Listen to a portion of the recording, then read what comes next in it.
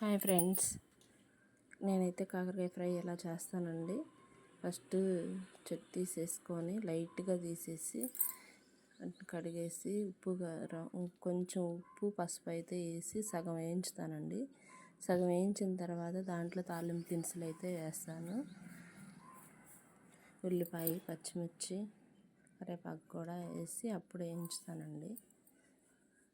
ముందే వేసేస్తే మాడిపోతాయి అని చెప్పి సగం అయితే ఇట్లా వేయించిన తర్వాత వేస్తాను. టేస్ట్ అయితే బాగుంటుందండి. నేనైతే ఇలానే చేస్తాను.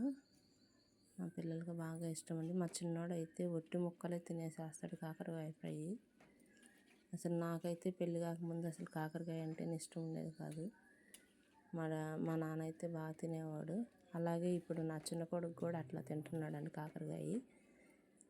మా అమ్మ వేయించితే పచ్చిగా ఉంటేనే తినేవాడు. మా నాన్న అయితే బాగా వేగితే ఏంటి ఇట్లా వేయించావు, మాడిపోయినాయి అని చెప్పి తిట్టేవాడు. అట్లా పచ్చిగా ఉంటే అస్సలు నేను తినేదాన్ని కాదు. ఇంకా రోజు కారం వేసుకుని అయినా తినేదాన్ని, కానీ కాకరకాయ కూర తినేదాన్ని కాదండి. కొద్దిగా చిన్నులపై కూడా దంచి వేసేసేస్తే బాగుంటుంది. వీడియో చూస్తున్నట్లయితే సబ్స్క్రైబ్ చేసుకోండి ఫ్రెండ్స్. లైక్ చేయండి, షేర్ చేయండి.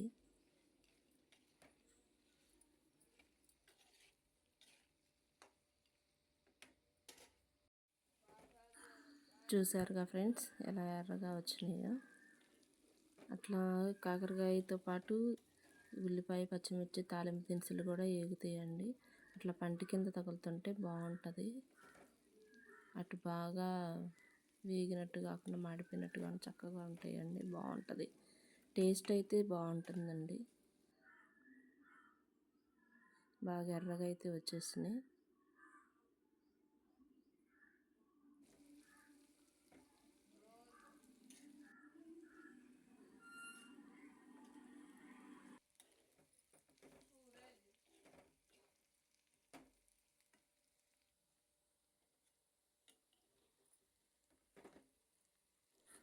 ఇంకా బాగా ఎంచితే ఇంకా వేడికి బాగా వేగిపోతుందండి, మాడిపోయినట్టు వచ్చేసేస్తుంది.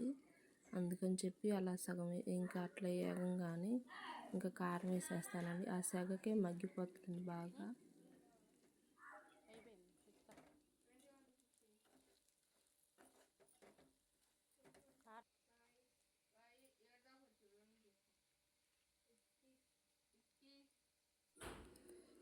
నైట్ 9:30 ఏమో అయిపోయిందండి నేను ఉండేసరికి. ఆ రోజు కరెంటు పోయింది, వాన పడి. ఇంక లేట్ అవుతుందని చెప్పి మామూలు కారం వేసేసాను. లేదంటే కొద్దిగా చిన్నులపై, ధనియాలు, కారం అయితే వేసుకుంటే బాగుంటుంది. ఎండు కొబ్బరి వేసి మసాలా కారం లాగా వేస్తే బాగుంటుందండి. ఇంకా నాకైతే టైం సరిపోలేదు, పిల్లలకి ఆకలి అవుతుందని చెప్పి అలా చేసేసాను. వీడియో కనుక నచ్చినట్లయితే సబ్స్క్రైబ్ చేసుకోండి, లైక్ చేయండి ఫ్రెండ్స్. బాయ్.